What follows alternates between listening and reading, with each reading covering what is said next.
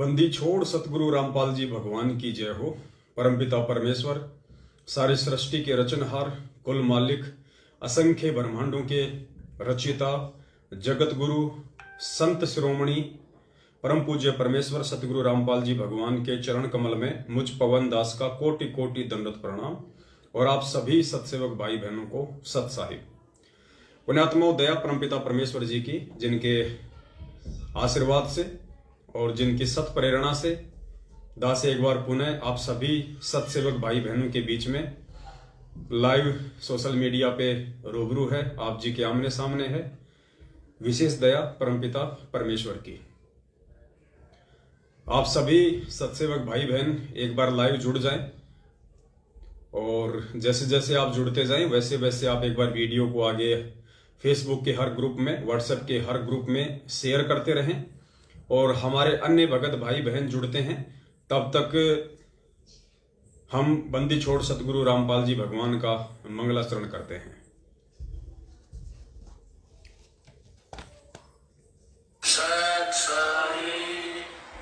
बंदी छोड़ कबीर साहिब की जय। बंदी छोड़ गरीबदास जी महाराज की जय। स्वामी रामदेवानंद जी महाराज की जय। बंदी छोड़ सतगुरु रामपाल जी महाराज की जय। सर्व संतों की जय, सर्व भक्तों की जय, धर्मी पुरुषों की जय, श्री काशी धाम की जय, श्री चुड़ानी धाम की जय, श्री करोठा धाम नमो नमो सतपुरुष को नमस्कार गुरु की नहीं। सुर नर मुनि जन साधवा संतों सरस्वती नहीं। सतगुरु साहेब संत सब डंडो तुम प्रणाम। आगे पीछे मत हुए तिनको कुर्बान। निराकार निर्विषम काल जाल निर्लेपम निज लीन गुणान। अकल अनूप वे सोन्न गुणान। सोहम सुरति समाप्तम सकल समान अम्बे परवा था वार पार नहीं मत तुम ग्रीव जो सुमर सिद्ध होई। गणनायक करता ना करो निग्रह सोई। पारस पद करवाना आद्य गणेश मनाऊं। गणनायक देवन देवा चरण कमल लौलाऊं। आदि अंत कम सेवा परम शक्ति संगीता। रिद्धि सिद्धि दाता सोई अविगत गुण अतीता। सत्य पुरुष निर्मोही जगदम्बा जगदीशा।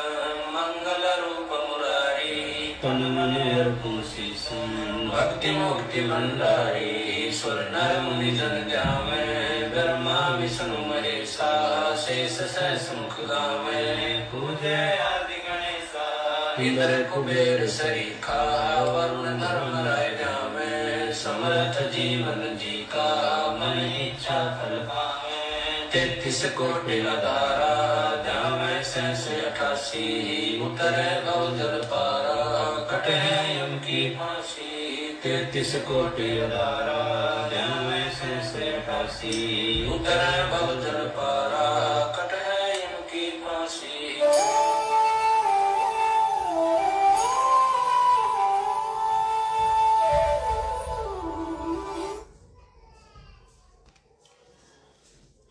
बंदी छोड़ सतगुरु रामपाल जी भगवान की जय हो।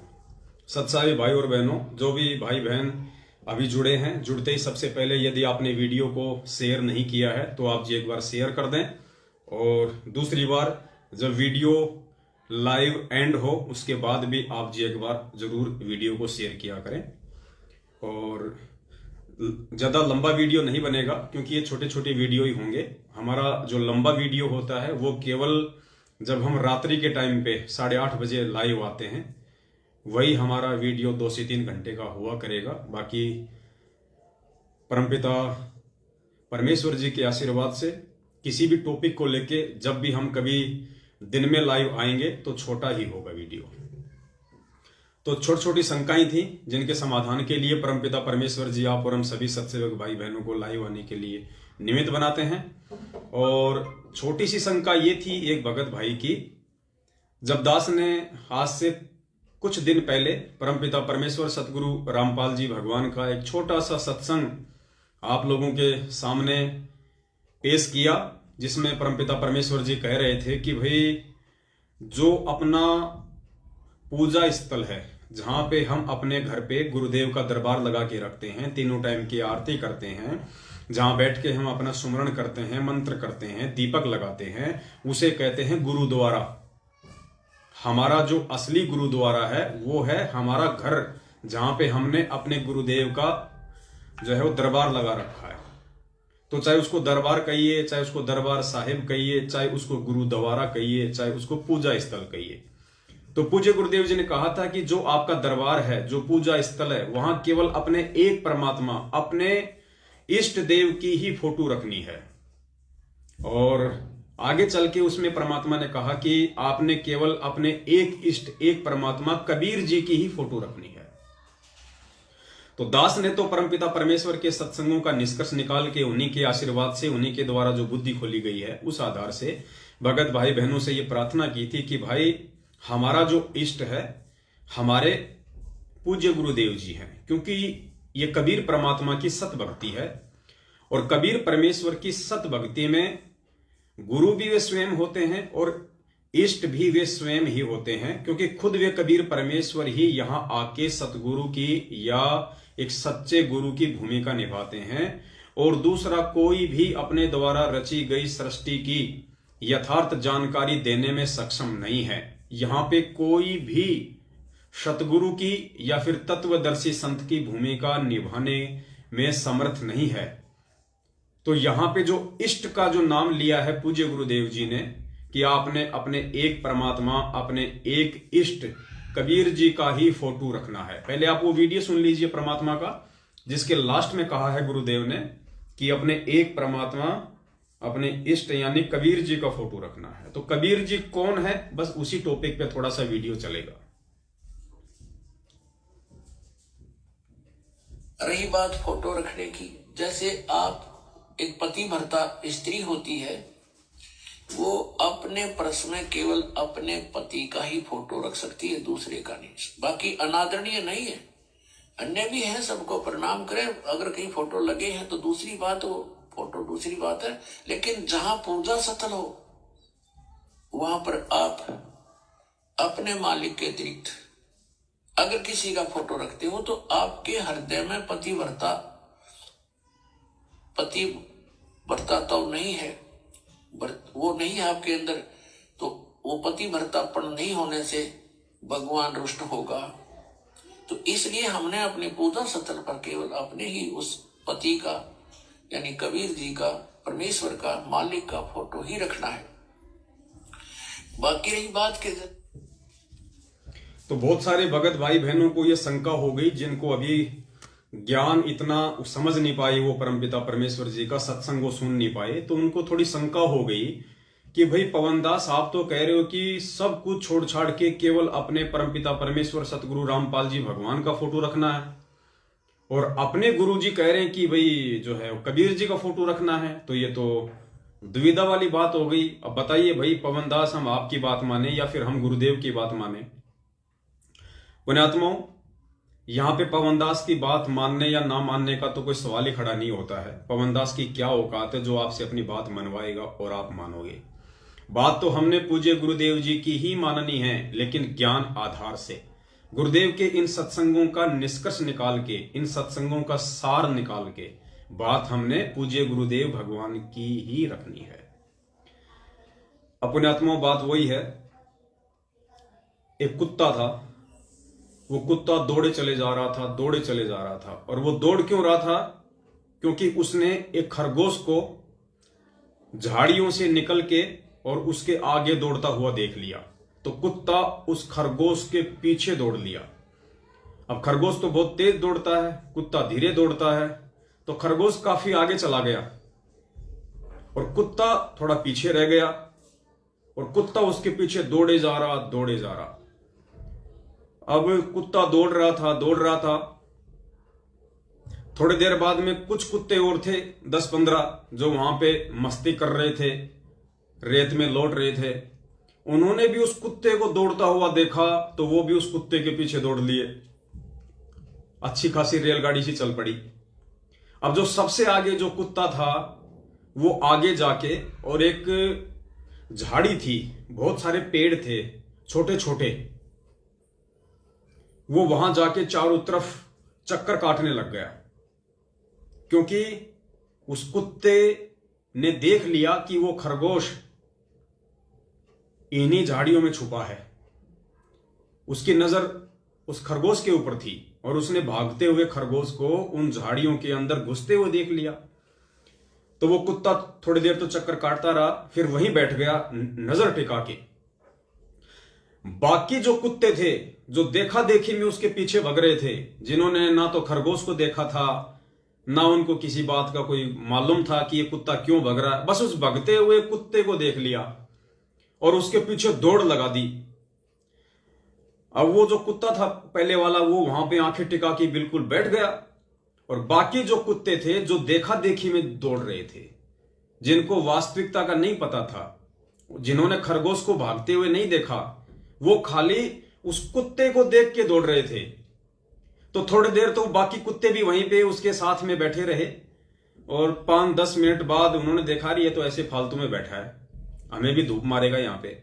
तो बाकी कुत्ते धीरे धीरे करके वहां से निकल लिए और अपने यथा स्थान पे वापस आके लौटने लग गए।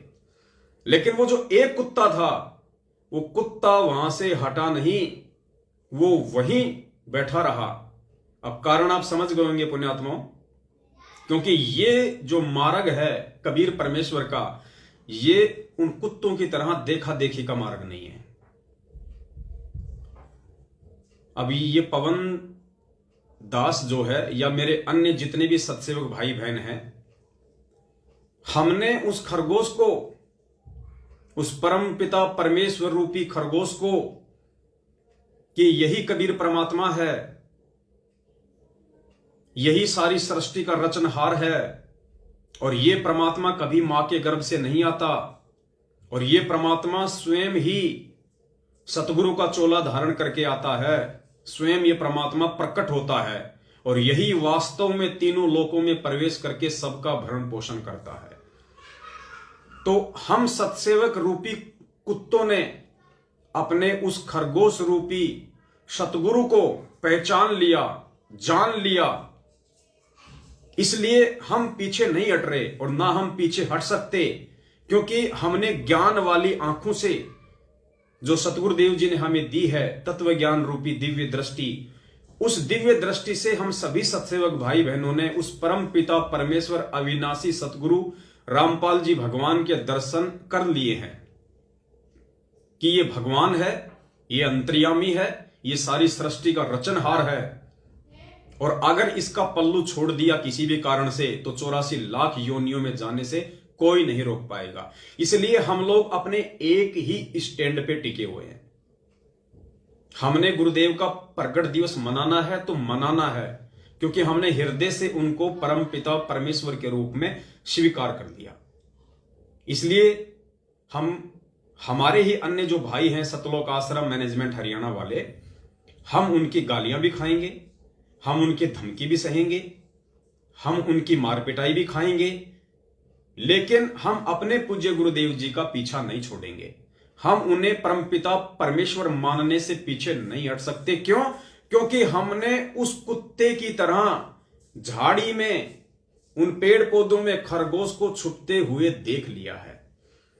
तो वो कबीर परमात्मा जो आज सतगुरु रामपाल जी भगवान के चोले में छुपा हुआ है, उसको हमने उन तत्व ज्ञान रूपी आंखों से देख लिया है, तो हम पीछे नहीं हट सकते।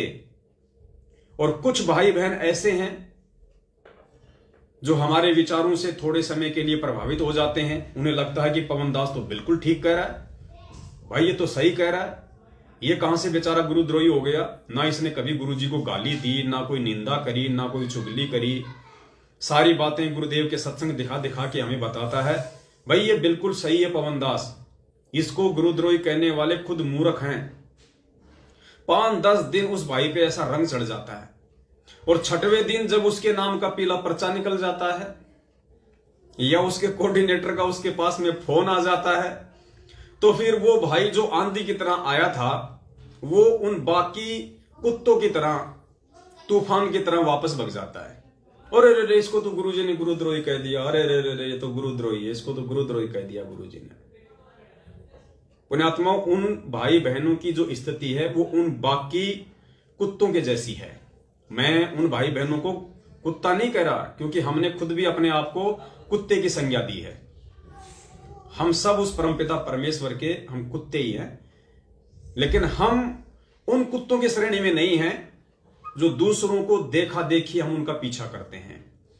हम अगर पीछा कर रहे हैं तो अपने गुरु भगवान का कर रहे हैं, अपने गुरु भगवान को देख के उनका पीछा कर रहे हैं। और हमें दिलो दिमाग से, हमें हृदय से विश्वास हो चुका है कि धरती पे परमात्मा है और इन्हीं पेड़ पौधों में छुपा हुआ है, इन्हीं संत रामपाल जी भगवान के चोले में छुपा हुआ है, क्योंकि हमने आंखों से देख लिया।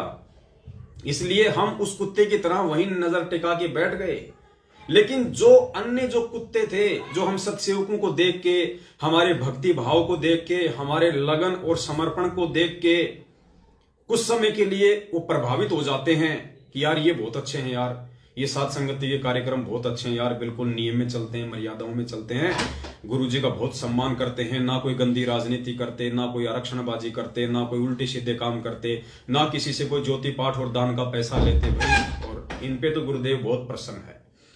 इन सब बातों से प्रभावित होके बेचारे वो भी देखा देखी में हम सत्सेवक रूपी कुत्तों के पीछे दौड़ लगा देते हैं। लेकिन पुण्यात्मा वो टिक नहीं पाते, इसलिए नहीं टिक पाते क्योंकि उन्होंने ज्ञान आधार से दौड़ नहीं लगाई। उन्होंने अपने परमपिता परमेश्वर सतगुरु रामपाल जी भगवान को पूर्ण परमात्मा मान के हम सत्सेवकों की संगति नहीं की। केवल देखा देखी में, हमारे विचार सुन के, हमारे वीडियो देख के, हमारा व्यवहार देख के, हमारा स्वभाव देख के ही उन्होंने हमारी संगति की। पुण्यात्माओं, यदि आप मात्र हमारे को देख के हमारी संगति करोगे तो आप कभी भी सक्सेस नहीं आ पाओगे। जैसे उन 8-10 कुत्तों ने खाली उस कुत्ते को देख के दौड़ लगाई तो वो सब फेल हो गए। इसी प्रकार यदि आप संगत वाले, हम सत्सेवकों को देख के हमसे जुड़ोगे, आप कभी सफल नहीं हो पाओगे। आपने उस खरगोश को देख के दौड़ लगानी पड़ेगी, तब आपके हृदय में यह बात समाएगी कि वास्तव में खरगोश इसी झाड़ी में छुपा हुआ है। वो पूर्ण परमात्मा कबीर साहब इन्हीं संत रामपाल जी भगवान के चोले में प्रकट है।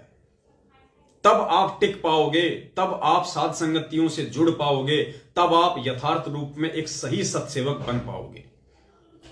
तो इसलिए पुण्यात्माओं, वो जो भाई हैं जो 2-4 दिन के लिए आंधी की तरह आते हैं और तूफान की तरह वापस दौड़ लगाते हैं, क्योंकि या तो उनके नाम का पीला पर्चा आ जाता है या फिर उन्हें मालूम पड़ता है अरे ये तो पवन दास, इसको तो गुरुजी ने गुरुद्रोही कह दिया, ये तो ये फलाना दिखना, तो वो लोग नहीं समझ पाएंगे।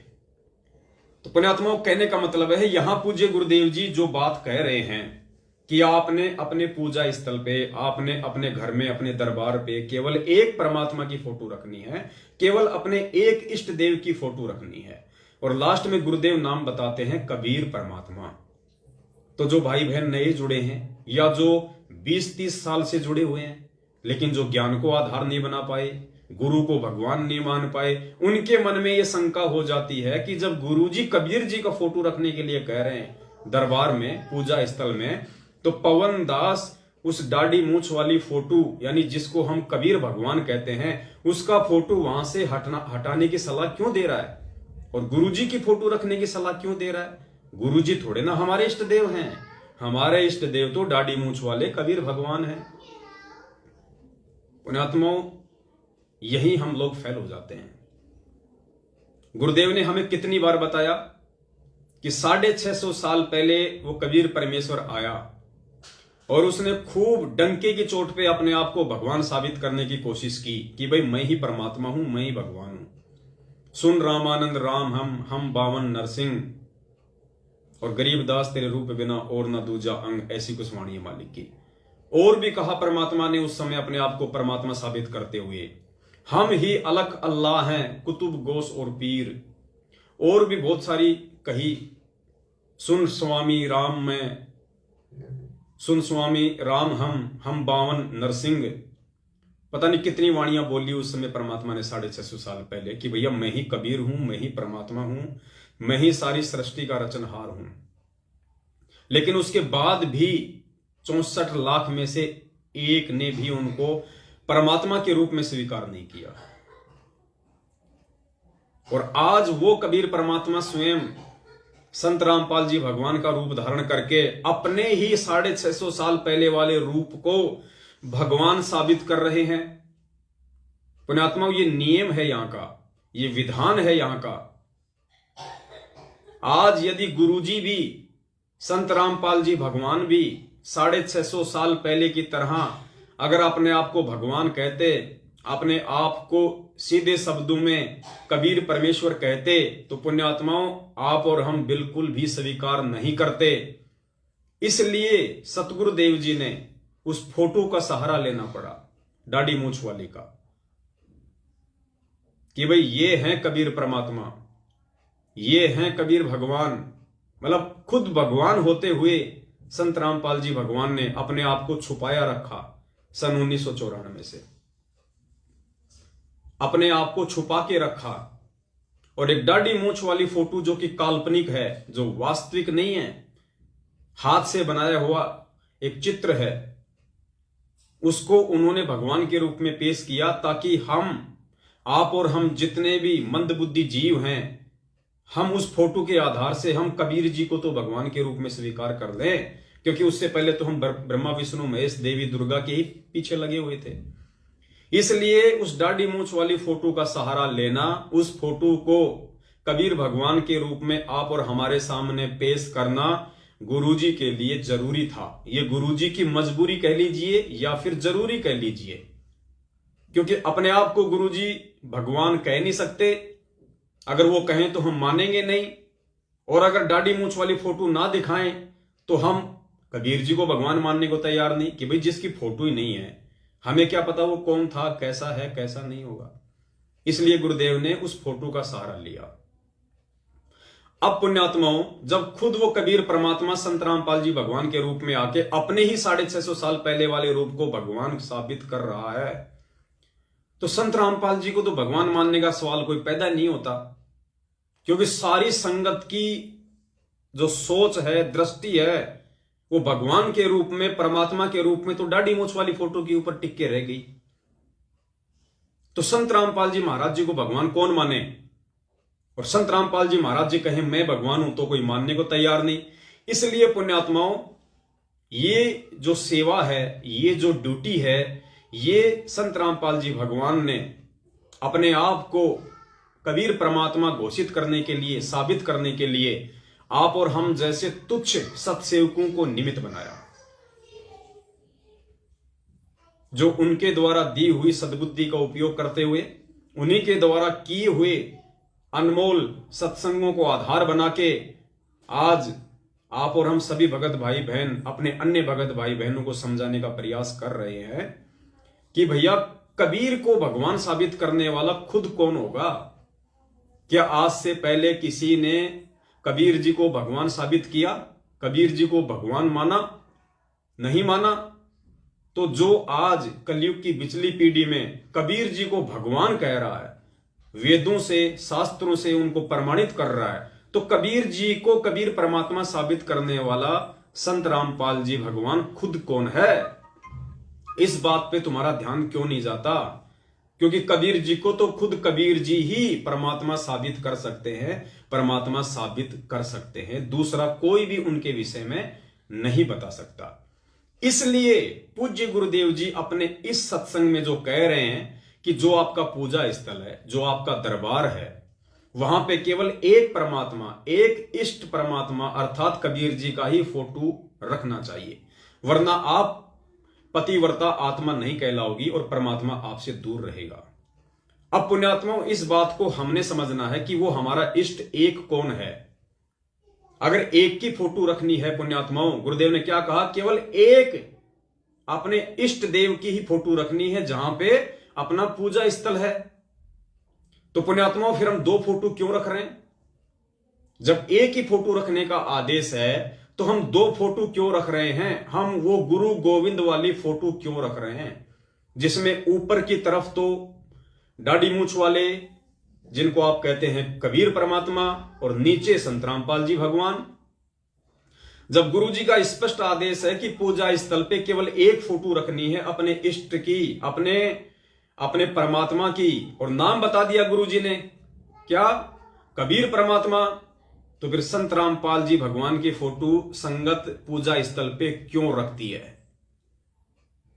पुण्यात्मा, ये विचार करना पड़ेगा। जब गुरु जी का आदेश केवल एक फोटो रखने का है तो दो फोटो नहीं रख सकते। अब दो में से कौन सी फोटो रखनी है ये निर्णय करेगी आपकी बुद्धि। यदि आपने गुरुदेव के सत्संग ध्यान से सुने हैं तो ये आपकी बुद्धि काम करेगी यहां पे कि आपने कौन सा फोटो रखना है। अगर आपने एक फोटो रखने के चक्कर में अगर अपने पूज्य गुरुदेव का फोटो हटा दिया तो भी आप मार खा जाओगे। क्यों? क्योंकि खुद पूज्य गुरुदेव जी कहते हैं कि गुरु बड़े हैं गोविंद से, और मन में देख विचार हरि सुमरे सो रह गए, और गुरु भजे होए पार। अगर गुरु जी का फोटो हटा दिया तो हम मार खा जाएंगे, क्योंकि गुरु को तो भगवान से भी बड़ा बताया है।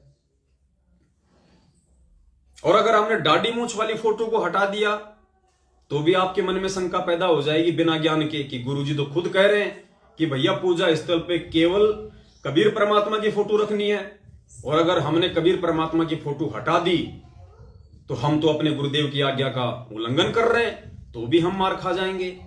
और अगर दोनों फोटो रख ली तो भी पूज्य गुरुदेव जी की आज्ञा की अवहेलना हो रही है, क्योंकि गुरुदेव ने तो एक ही फोटो रखने के लिए कहा है। तो पुण्यात्माओं, ऐसी धर्म संकट की स्थिति में पूज्य गुरुदेव जी का सत्संग ही एकमात्र आधार बनेगा। और परमात्मा कहते हैं, हमें पूज्य गुरुदेव जी ने गीता जी अध्याय नंबर 2 श्लोक नंबर 53 में पढ़ाया कि अर्जुन, जब तक तरह तरह के विचार सुन सुन के तेरी बुद्धि एकाग्रचित नहीं हो पाएगी, जब तक तू एक परमात्मा को नहीं चुन लेगा, और जब तक तू इस ज्ञान को आधार बना के अपना एक डिसीजन नहीं कर लेगा कि क्या भक्ति सही है और कौन भगवान सही है, तब तक तो तू भगत की श्रेणी में भी नहीं है, तू योगी भी नहीं है। तो पुण्यात्माओं, सत्सेवकों को छोड़ के 90% जो संगत है आज वर्तमान में, जिन्हें हम परमपिता परमेश्वर सतगुरु रामपाल जी भगवान के शिष्य कहते हैं, वो 90% लोग जो सतलोक आश्रम मैनेजमेंट हरियाणा के पीछे ज्ञान को आधार ना बना के गांधारी की तरह आंखों पे अज्ञानता की काली पट्टी बांध के बैठे हुए हैं, इस मार्ग पे चल रहे हैं, उनके लिए सबसे बड़े धर्म संकट की स्थिति है।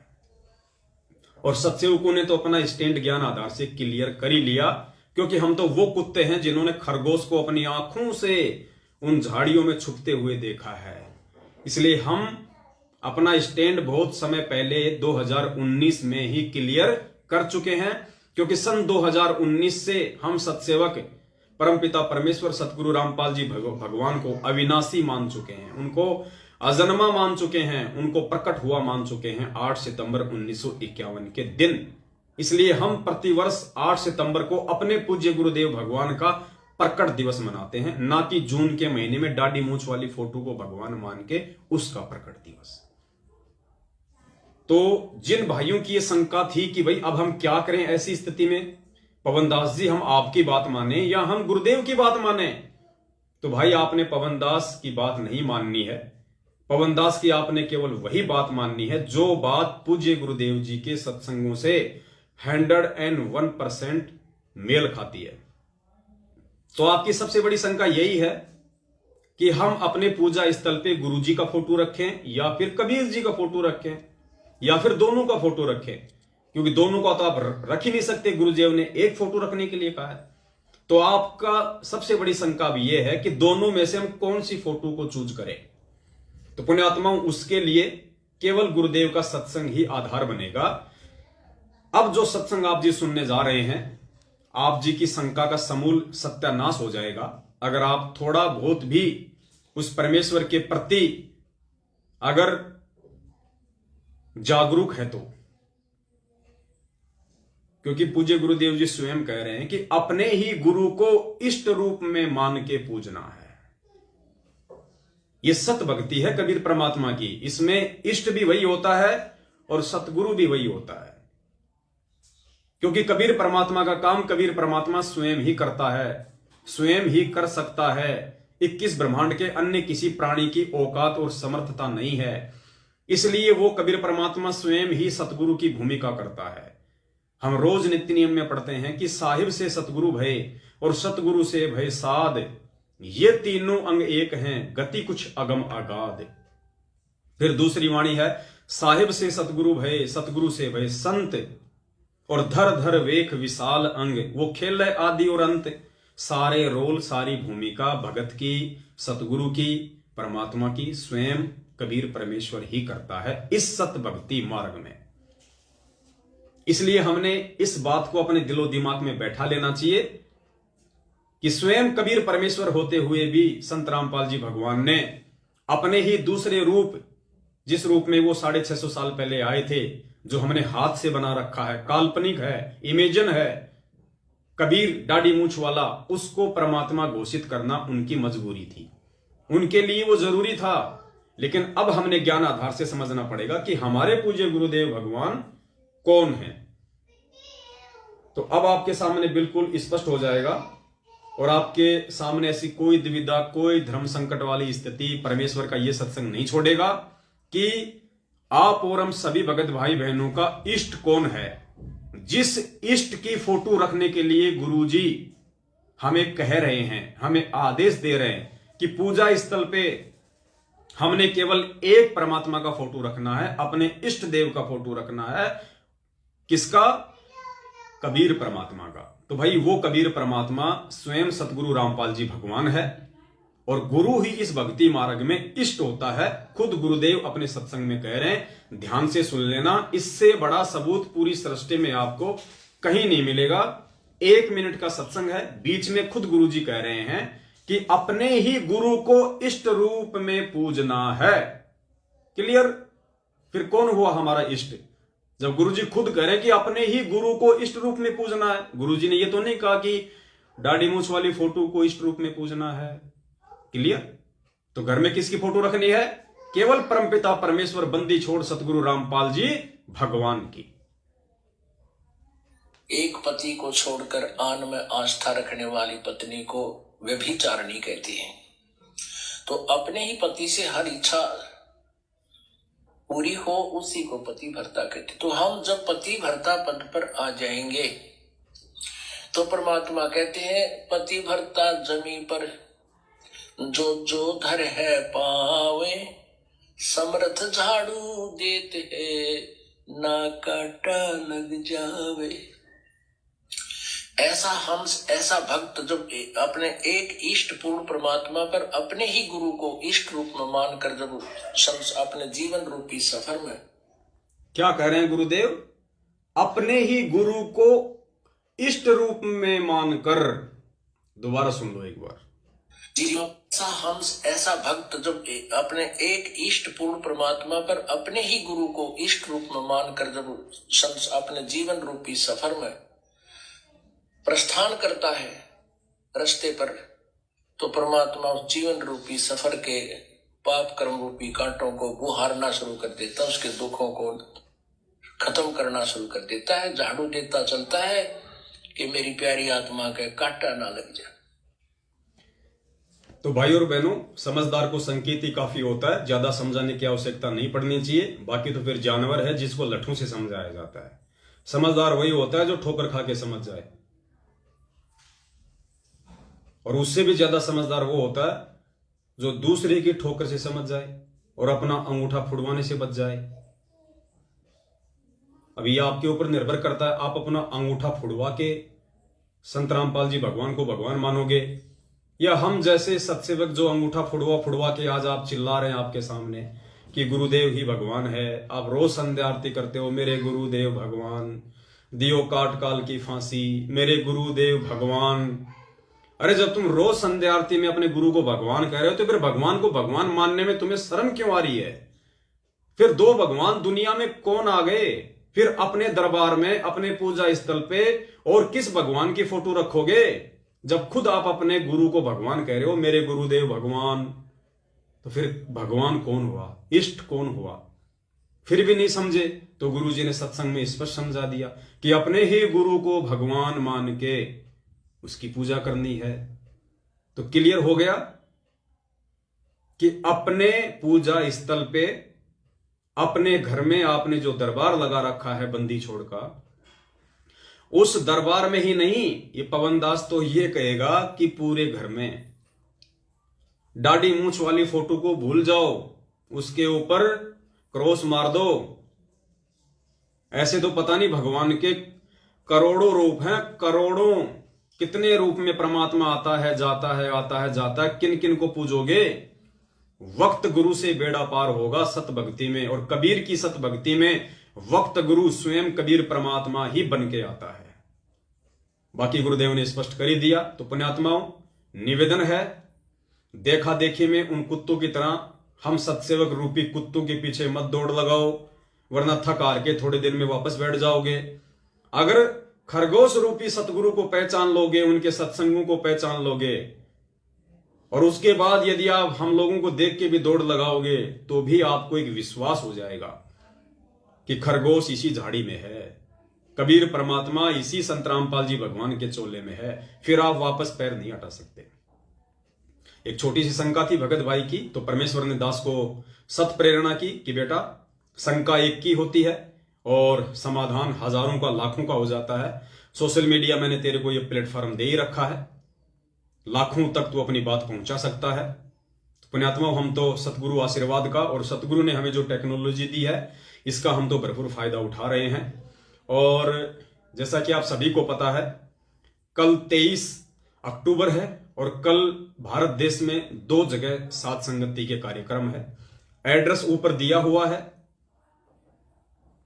सबसे पहली सात संगति है उत्तराखंड में, जहां पे उत्तराखंड की राजधानी है देहरादून।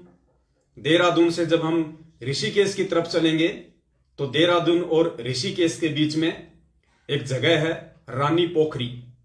रानी पोखरी, जहां पे देहरादून का जोली ग्रांट एयरपोर्ट है, वहीं पे रानी पोखरी गांव है। रानी पोखरी गांव में एक सैनिक बस्ती है। सैनिक बस्ती में एक परमात्मा का बच्चा रहता है, नाम है प्रदीप दास उर्फ प्रदीप राणा। आर्मी से रिटायरमेंट है, उसके नाम का पीला पर्चा निकल चुका है। और जिसके नाम का पीला पर्चा निकल गया, समझो उसको परमात्मा ने सतलोक के लिए साइन कर दिया, उसको परमेश्वर ने अपॉइंटमेंट कर दिया सतलोक के लिए। कलयुग की पिछली पीढ़ी में जिसका गुरुद्रोही के नाम से पीला पर्चा निकल गया।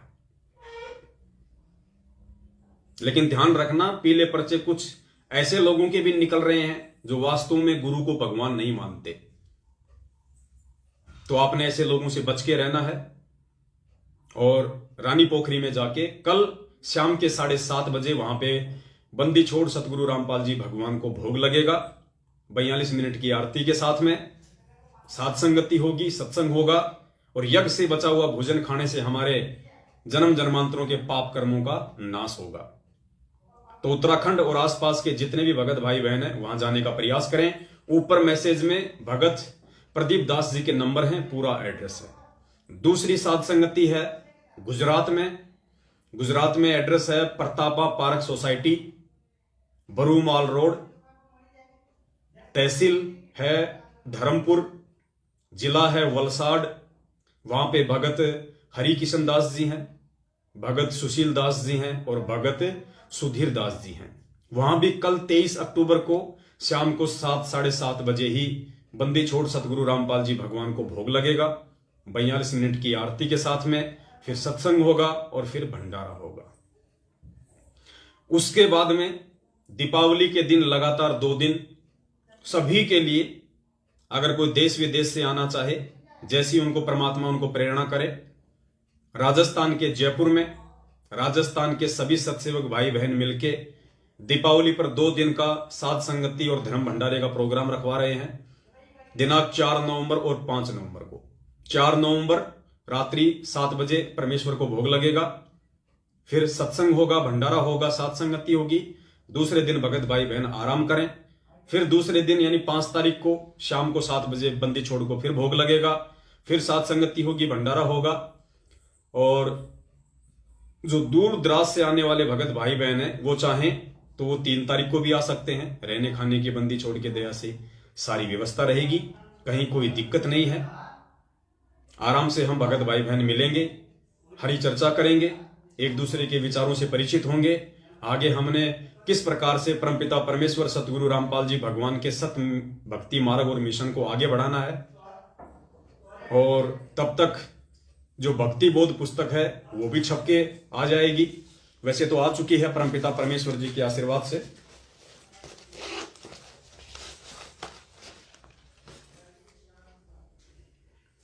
ये परमपिता परमेश्वर ने भक्ति बोध पुस्तक छपवाई है, जिसपे सबसे ऊपर लिखा है बंदी छोड़ सतगुरु रामपाल जी भगवान की जय हो। पवित्र भक्ति बोध पुस्तक है, बाकी सेम वही है। अंदर सबसे पहले बंदी छोड़ सतगुरु रामपाल जी भगवान का फोटो है और लिखा भी यही हुआ है, बंदी छोड़ सतगुरु रामपाल जी भगवान की जय।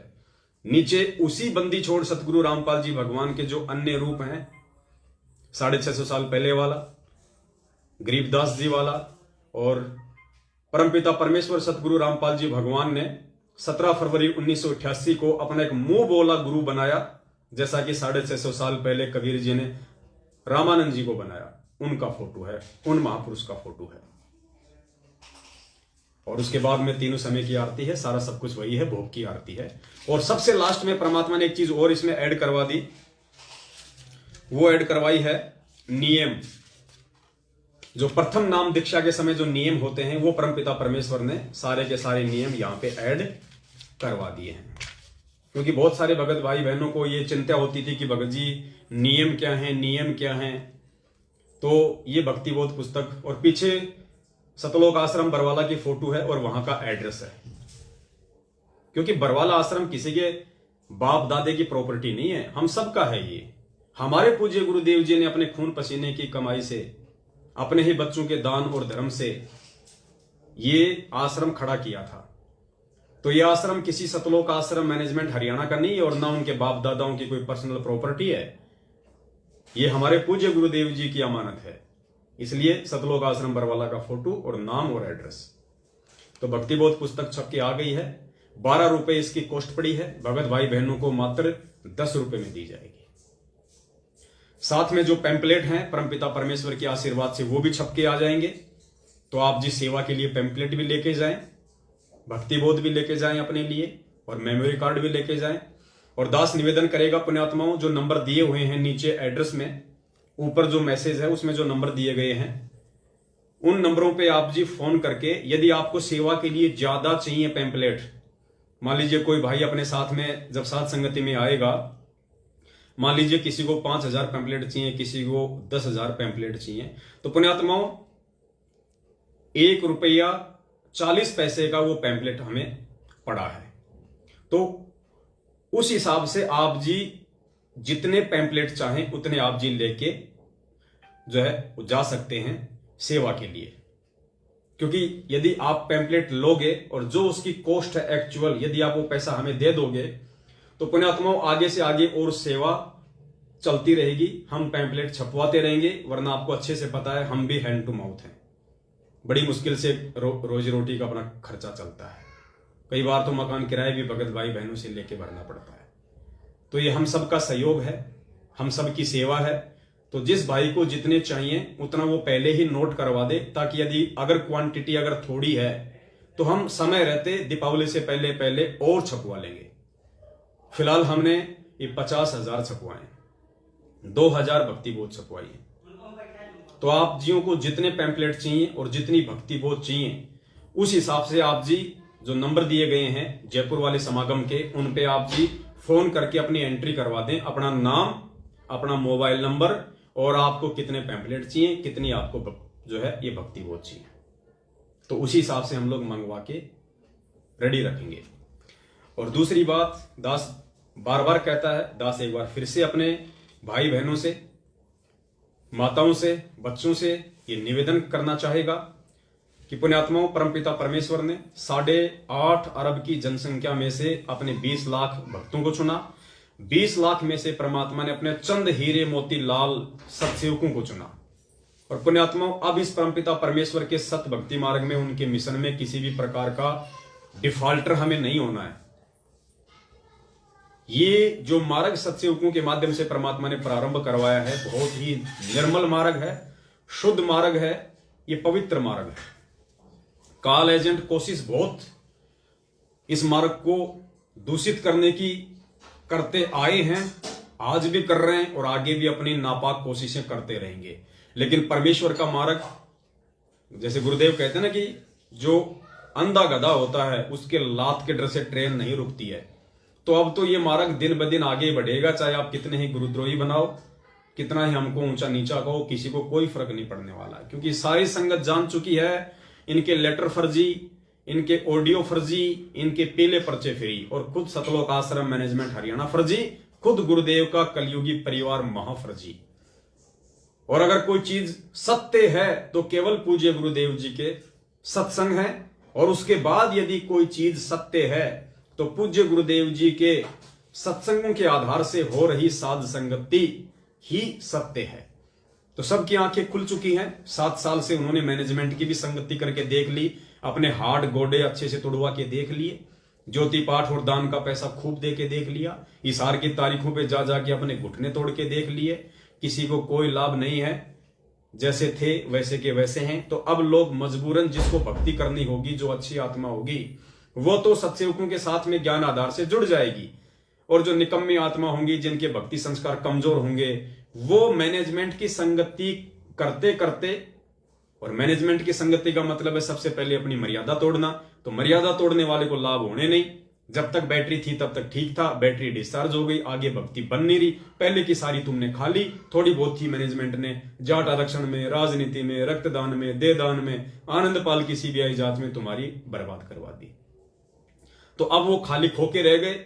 अब वो उन खाली खोकों में अगर थोड़ी बहुत भी सद्बुद्धि होगी, तब तो वो अपने जाने अनजाने की तमाम गलतियों की समायाचना करके बंदी छोड़ सतगुरु रामपाल जी भगवान से सत्सेवकों के साथ जुड़ के वापस अपना मटका भक्ति से भरना शुरू कर देंगे।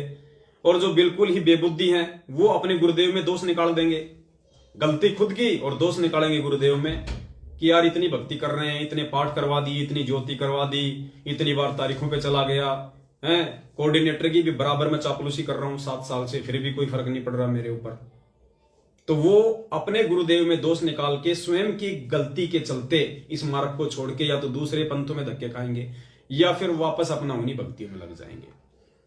तो तमाम मेरी जो माता बहनें हैं, दास उनसे हाथ जोड़ के फिर विनती करेगा, पुण्यात्माओं, यदि आपको सतनाम मिल चुका है, भाई और बहन, माता, बुजुर्ग, यदि आपको सतनाम मिल चुका है, दास इसलिए कह रहा है क्योंकि सतनाम तक इतना ज्ञान नहीं हो पाता है, इसलिए उन भाई बहनों को मैं ज्यादा फोर्स नहीं करूंगा, लेकिन विनती मैं उनसे भी करूंगा जिनको अभी तक सतनाम नहीं मिला है, या जो संकल्प नाम दीक्षा लेके भक्ति कर रहे हैं। मेरी विनती उनसे भी रहेगी, क्योंकि अब हमने परमेश्वर को समझने में ज्यादा देरी नहीं करनी चाहिए।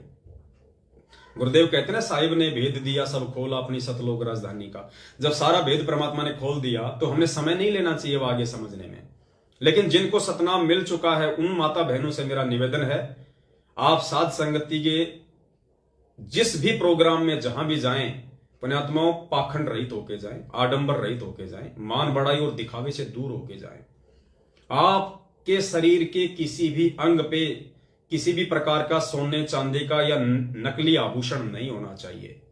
यदि आप साध संगति की तरफ अपना पैर रख रही हैं तो आपके जो वस्त्र हैं बहुत ही शोभनीय होने चाहिए, बहुत ही सभ्य होने चाहिए, ढीले ढाले होने चाहिए।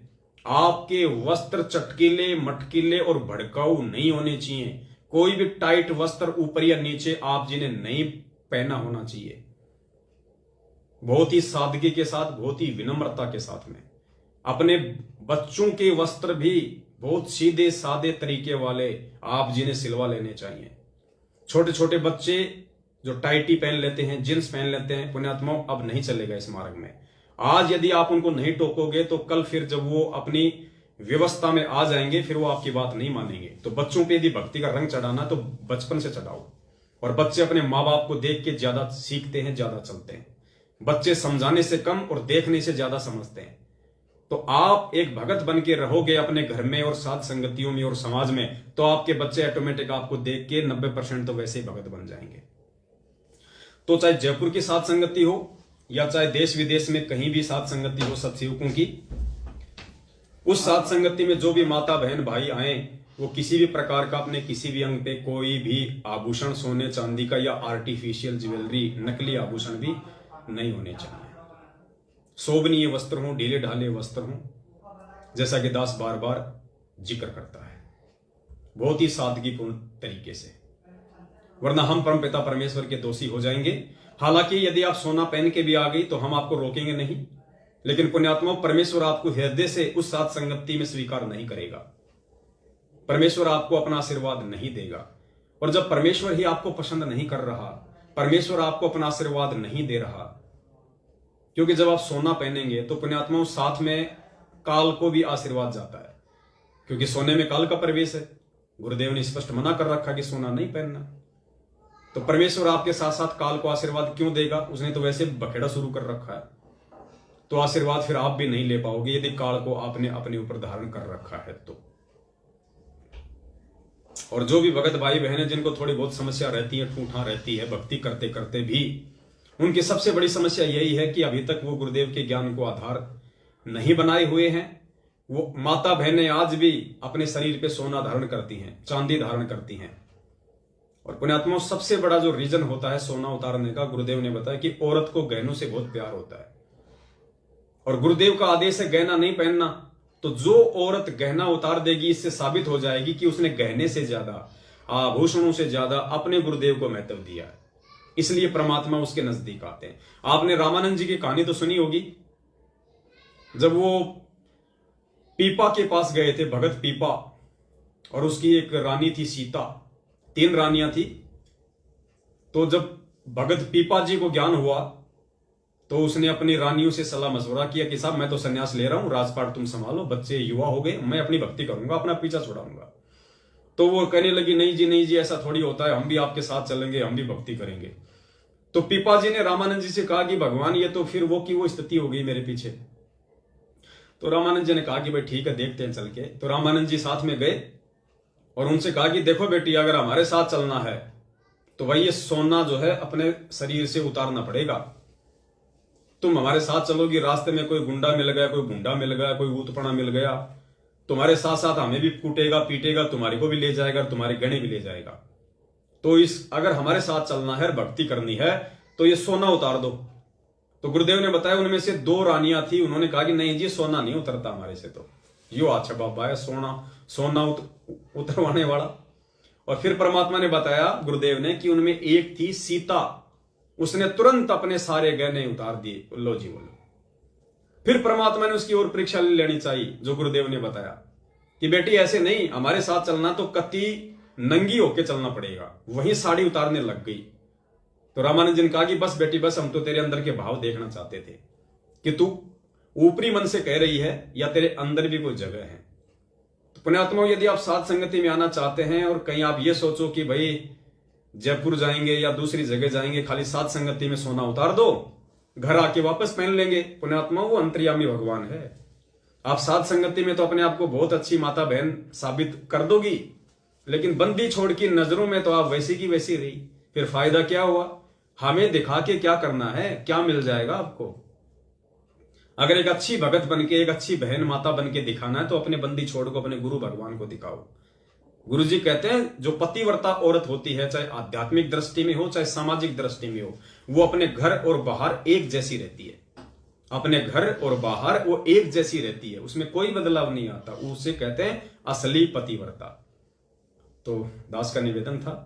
और जो भाई हैं, भाइयों से भी दास का निवेदन है, यदि आप टी शर्ट वगैरह पहनते हैं तो ज्यादा टाइट टी शर्ट पहन के नहीं आनी है, छोटी बाजू की टी शर्ट वगैरह नहीं पहननी है भाई। या तो अपना कुर्ता पजामा सिमा लो दास की तरह, या अपना पैंट शर्ट पहनो, अपना ट्राउजर पहनो, ढीले ढाले पहनो। जींस वगैरह हमने बिल्कुल नहीं पहननी है। लोअर वगैरह पहन के आ जाते हैं बहुत सारे भाई बहन। पुण्यात्माओं, हम भगत हैं, साथ संगति में सत्संग में हमारी माँ भी आती है, हमारी बहन भी आती है। हमने लोअर पे पहनना तो ढीला ढाला पहनो, टाइट लोअर नहीं पहनना, जैसा कि आजकल मार्केट में चल रहे हैं। हमको यदि गुरुदेव ने भगत बनाया तो हमने भी भगत बन के दिखाना होगा। भगत के असली जो आभूषण हैं वो शील, संतोष, विवेक, दया, अक्षमा, परोपकार, निस्वार्थ, परमार्थ, ये बताए हमें गुरुदेव ने। चाल चलन, व्यवहार, बोलचाल, उसका चरित्र, ये है असली हमारे आभूषण, हमारे गुण। तो हमने वो धारण करने पड़ेंगे, चाहे आज कर लो चाहे कल कर लो, शुरुआत तो करनी पड़ेगी अगर भगत बनना है तो। और भगत ही नहीं बने तो फिर सतलोक कहां चले जाएंगे। तो दास की इतनी सी विनती थी, इतना सा दास का निवेदन था, जो आप जियों के सामने दास परमपिता परमेश्वर सतगुरु रामपाल जी भगवान की सत प्रेरणा से सामने हाजिर हुआ। आगे आप कुछ समझदार हैं, दास की सेवा केवल आप जियों तक संदेशा पहुंचाने की है। आगे परमपिता परमेश्वर जैसा भी निर्देशित करेंगे, दास आपके सामने लाइव हाजिर होगा। बाकी कल 2 सात संगति हैं, जितने भी भगत भाई बहन मुझे सुन पा रहे हैं, अगर समय मिले तो आप जरूर वहां पे शामिल हों, परमेश्वर का आशीर्वाद प्राप्त करें, क्योंकि परमेश्वर का विधान है जहां भी सात संगति होगी वहां परमेश्वर किसी न किसी रूप में अवश्य पूछता है। ये उनका विधान है अपने बच्चों को आशीर्वाद देने के लिए। तो ऐसा मौका कौन चुकेगा? कोई नालायक होगा वो चुकेगा। अगर आसपास में है तो ठीक है, आप ज्यादा दूर है, किसी काम से नहीं जा पा रहे तो एक बात अलग है। यदि आप आसपास में 100, 200, 300 किलोमीटर है, फिर भी आप यदि आलस्य कर रहे हैं, नहीं जा पा रहे हैं, तो फिर आप जैसा नालायक फिर कौन होगा। बंदी छोड़ सतगुरु रामपाल जी भगवान की जय हो। सत साहिब। जिसके सिर पर कृपा गुरु की, वो दुख कैसे आएगा। जिसके सिर पर कृपा गुरु की, वो दुख कैसे पाएगा। नाम गुरु जी का जप लेगा, नाम गुरु जी का जप लेगा, जीवन सफल बनाएगा। जिसके सिर पर